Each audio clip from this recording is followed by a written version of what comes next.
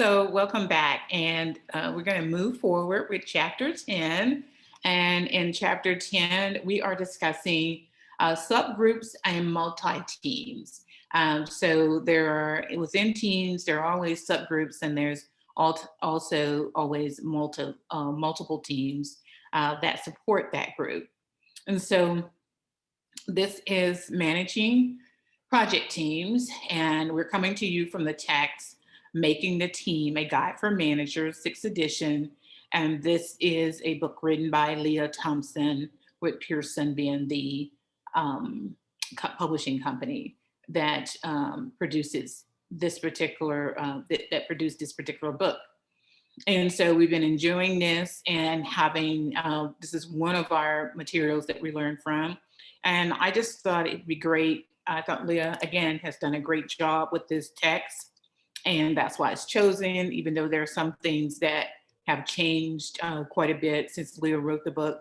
But I did want to make sure that the content that she has is excellent content to have a discussion around.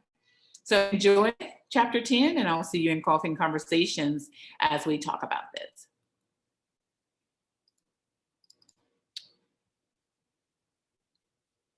All right. Managing subgroups and teams.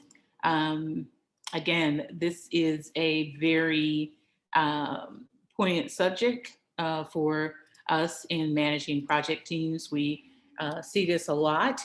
And let's start here on intergroup relations. In-groups and out-groups. These are teams categorized, or these teams categorize themselves and others in terms of in-groups. So the team members are part of an in-group. Remember the in crowds, in-groups. So in-groups are people who are like the team, subgroups, or are people who really belong to the same groups as the team subgroup. Out-groups are people who are not in their group or who are members of the competitors. So implications of categorizations, what are they? We have social comparison, which is when a comparable team performs similarly or better than your team, and then the identity of your team is threatened. And then we have team rivalry, which is where companies often try to create rivalry between the different groups within the organization. Now, we all know a little bit about this, right? What about in-group biases? And that's the tendency to favor one's own group at the expense of the out-groups. And then there's transgression credit, where people forgive serious transgressions by in-group leaders, but not by out-group members. So let's talk about subgroups over the next 13 slides. So defining criteria, subgroups are a subset of members of the same team who really are defined in two specific categories, guys. The subgroup membership and the tasks are formally recognized by the organization, and the subgroup is categorized by a degree of interdependence that is unique when compared to that of other team members. Now, most groups have between 2 and 6 members. They all work together, often have at least 2 subgroups, and may have multiple subgroups as well. And these teams are more adversely affected by 2 identity-based subgroups than by any other number. Why? A larger number greater than 2 of knowledge-based subgroups is better for overall team performance. So identity, resource, and knowledge-based subgroups, these subgroups are categorized by 3 factors. Identity-based, and those are subgroups that share important values and social characteristics. And then we have the resource-based groups, which are subgroups who have control access to desired resources, including power, information, authority, and status. And these are the people we go to that kind of knows overall what's going on, even with knowledge and outside and all of that. And so then we have the knowledge-based subgroups, who are people who share unique information, technical languages, and symbols. And this could be, like in our case, project teams, or it could be project teams from a systems related perspective, or it could be subgroups from a management related group, or it could be If we're part of a sorority or fraternity, groups such as in that nature, or it could be subgroups of Christians or Catholics, or Catholics are Christians as well, or other believers, and how they go about doing things and what they believe in. And so it just depends on the project and the situation and what's happening within that group. So here are some examples in 10.1 that breaks the groups down by the subgroups down by their names and what happens and the characteristics of them. For example, the identity-based subgroup has cliches or cliques, values, homophilies, rational subgroups, social subgroups. The inner subgroup processes are characterized by social identity, threat to identities, or team subgroups, and fragmentation of the team's identity. Whereas the resource group has more coalition, fractions, alliances, and blocks. Inner subgroup processes are characterized by the social dominance or asymmetric perceptions of fairness and centralization of power in the team. Whereas the knowledge-based groups have cohorts, informational subgroups, clusters, task-related subgroups. And in these subgroup processes are characterized by information processing, consideration of alternative sources of knowledge, and the convergence and of mental models. And this Information Academy Management Review was adapted from Carlton and Commons, A Theory of Subgroups and Work Teams. And this is one I am very familiar with. I have a copy of this particular one myself and had it since I was very much a member of the Academy of Management, or still is. Academy of Management, we did a lot of work to read stuff, to review and opine on various things that were happening in the realm of management and leadership. So impact on performance. Team members' individual perceptions about the presence of subgroups within teams have a negative effect on team performance and can really decrease the team's transactive memory system. Teams perform better when identity-based subgroups are imbalanced, such that the majorities and minorities are present and knowledge-based subgroups are balanced. Fault lines. There are fault lines or subgroups within teams that typically emerge along various demographic lines. Groups with strong fault lines are more likely to identify not with their group as a whole, but rather with subgroups inside the team. And then groups with fault lines often do not collaborate with other subgroups. Instead, we're preferring to share knowledge only within their subgroup. So those are fault lines, guys. Now, detecting and measuring fault lines is to properly determine it can be properly determined by 4 factors. Are more than 2 subgroups possible within the team? Yes or no? Are their demographic attributes categorical versus numerical? Which team members belong to which subgroups, and what is the size of those subgroups? And can the group have more than 10 members? Now, remember what we said about groups of more than 10. What happens? Subgroup polarization and fault line dormancy. Opinion polarization is one implication of fault lines because members interact with similar others. So those that are like me, I interact the same with them. Okay, those that are not like me, I'm not going to act the same. Maybe, I don't know. I'm kind of one of those people that I try to fit in where I need to, so that I can often communicate the way that group is accustomed to communicating. So fault lines may be dominant or activated. Groups with activated fault lines are more likely to form coalitions, and they experience conflicts, have more satisfaction, and decreased group performance. Now, goals. Teams with gender or educational fault lines perform better than when they share subordinate goals, especially when their roles are cross-cut. Whereas also the negative relationship between group fault lines and performance can be minimized when groups are aligned with their results orientation. Excuse me, it's been a long day, sorry guys. So managing fault lines. Although fault lines can emerge in many groups, Managers can't talk the problems of fault lines by taking certain steps. They can do this by taking certain steps.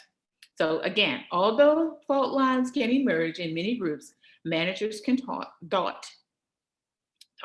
gosh, the problems of fault lines by taking certain steps. And those steps include diagnosing the problem of fault lines emerging and emphasize task-oriented leadership early in the project, focus on task orientation when a team is newly formed, know when to switch from task to relationship orientation, and switch to relationship building at the right time. Status. Now, status systems in teams develop very quickly, often within minutes after most teams are formed. And team members form expectations about each person's probable contributions to the team based on personal characteristics people reveal to one another and those that are readily apparent. Now, remember now, guys, what we said earlier about guessing on things or assuming things or thinking things are really one way without the facts. Always consider the facts. In organizations, high status groups are perceived to possess agency, and that is true. However, the mere presence of status hierarchies within a group may hinder group performance, and that is so true. Because if I'm a group and we're part of a team, I need to understand that we're all on equal playing field, and many feel that way. In status hierarchies, low status group members are motivated to compete with others to advance their status in the hierarchy. So we're busy playing leadership games or how I get to the top rather than focusing on the project at hand. So you want to be careful with that. Team members who overestimate their status in groups are less liked by others, are paid less for their work, and are often socially punished by the team because the members see them as disruptive to the group's process. So don't like it. Prototypical members of groups feel secure about their membership, whereas peripheral representatives have less certain positions. Now, deference. Deference occurs when a group member trusts or defers to another group member to make a judgment or take resource. Two factors affect whether a given team member defers to another member, and that's task contributions or social affinity. Now, there are team boundaries, and let's talk about that in the next 6 slides. Unbounded versus overbounded teams. Team boundaries differentiate one work group from another, and really, guys, affect knowledge transfer and distribution of resources. If the boundary becomes too open or indistinct, the team risks becoming overwhelmed and loses its identity. An underbound team has many external ties, but an inability to motivate members to pull together, console and motivate people to pull together. If a team's boundary is too exclusive, the team may become isolated and lose touch with suppliers, managers, or customers. Teams can be underbounded, having many external ties, but an inability to motivate members to pull together. An overbounded team has a high internal loyalty and a complex set of internal dynamics, really, guys, but an inability to really integrate with others when needed. So founding teams, the development of all organizations begin with a founding team. Research has shown that 2 factors strongly affect the composition of the entrepreneurial founding teams. There are similarity, homophily, and network constraints based on strong ties. Informing, parading, and probing teams. Informing teams are largely suggested from regular work environments and may be isolated for security and intellectual reasons. And then there's the greatest threats to their effectiveness are disassociation from the organization, becoming out of touch with their industry, and a lack of internal support for the success of their projects. So parading teams concentrate on their internal process and inform others what they are doing. And then probing teams are those actively promoting their objectives, products, services, and culture actively within the organizations. What about these X teams? Well, they are highly externally oriented and reach out across the organization to forge dense networks. So enable rapid execution using a three-phase process of exploitation, exploitation, and exportation. I know we had a run on X, didn't we? So let's look at the team metrics in organizations. So there are multi-team systems. There's a multi-team system or two or more teams that interface and a response to an environmental contingencies regarding the accomplishment of shared goals. We may have, in our business, we had like compliance and Sarbanes-Oxley team, or we may have the audit team and the compliance team mixed together, or marrying or talking to communicating with one another. MTSs are hindered by inconsistencies that exist between the teams regarding the definition of shared mental models. So in my example, this Center of Excellence, Compliance and Sarbanes-Oxley team may think that both of them, since Sarbanes-Oxley is about compliance, that the compliance team thinks I'm doing the same thing the Sarbanes-Oxley team is doing, and they may be, some things may be similar, but they have to realize what each team is there for. One is from an audit purpose, and the other is for internal purposes to make sure things work like they need to on an ongoing basis. In an effort to really reduce these representational gaps, frame of reference training has been found to enhance team coordination and performance. So frame of reference training, just like I just pinpointed about the compliance, the differences in the compliance and the Sarbanes-Oxley team. In addition, MTS can also be affected by teams exhibiting a cognitive territoriality in response to the presence of newcomers. So integration between the teams, there are three methods of integration that connect teams, and they are liaison. And this is a person who is formally a member of one team, but sits in on meetings of another team to share and gather information. That's called a liaison. And then there's overlapping membership individuals as well. Several people may be members of two or more groups simultaneously. And so we could have the conversion team, we could have the business process improvement team, and we can have, let's go with compliance team again. All of these people may sit simultaneously on each other's membership in order to ensure that communication is coming back to the teams individually, and structure is put around it so that people don't have to repeat themselves from somewhere else that's actually handling the project team itself. Okay?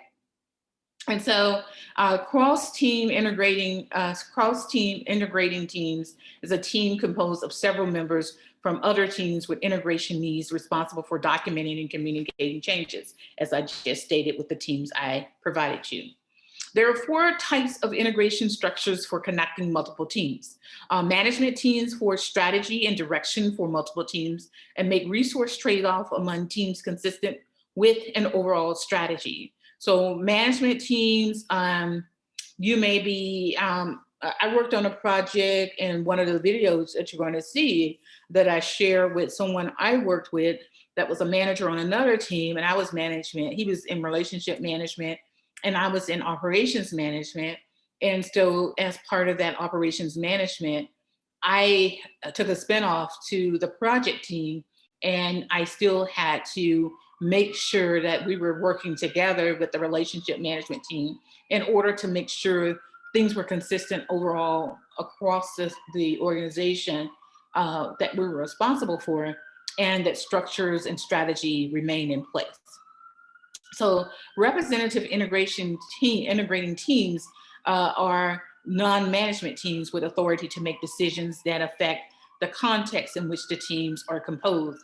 And these could be project leads and things of that nature, or a project manager that may be put on to make decisions, but they are not part of management itself. So individual integrating roles, these are people in specific functions, provide integration with more flexibility than a team. And improvement teams, those are teams that initiate changes in how parts of the business unit work together to improve the business unit performance. So let's talk about teamwork and reorganizations, mergers, and acquisitions. This is where a lot of problems come into play. So many reorganizations focus on creating more information sharing amongst previously siloed teams. A key factor that affects the success of mergers and organizational identification are the extent to which employees positively identify with that organization. Now, status changes post-merger affect the acceptance of the new organization and the levels to which the employees identify with the new group form. Now, if this is not done properly, you're going to have big challenges because organization identification, many people from one team, if it's a merger or an acquisition, are going to think that we did things this way because I was part of company A and company B did things that way. And if people keep identifying with their previous organization instead of the reorganization, then we begin to have challenges when people need to understand what the reorganization is, the goal of the reorganization, mission, and so on and so forth, and what things look like in the end. So improving inter-team relationships involves several methods that have a positive effect on improving inter-team relationships. And reorgs, mergers, and acquisitions need to hear this. Respectful taking, subordinate identity, contact, apology, assistance and help, and affirmation. So entire organization is here at the top, the region is there, the division, the functional unit, the core team, the self. You see how all of that intertwines. And many times people don't see that as the connecting force, but they miss out on this. But it starts here, it moves, it moves, it moves, it moves, and it comes down to the core team and the individual within that core team. Now, this has to happen. Here's the new organization, here's the regions that we represent, the division. You don't see two organizations here. It's no more A and B, it's just the new organization. So let's recap here. This chapter, we talked about in groups and out groups and how they may form with a team or between teams. We also talked about teams that may be underbound or overbound in their relationship in relation to the larger organization and how that may range from informing and parading to probing. And there are a variety of methods by which to improve inter-team relations, including perspective taking, regular contact, and affirmation. And that's it for this chapter. And I thank you so much for participating in this chapter, in this and what we're doing here. And that is it for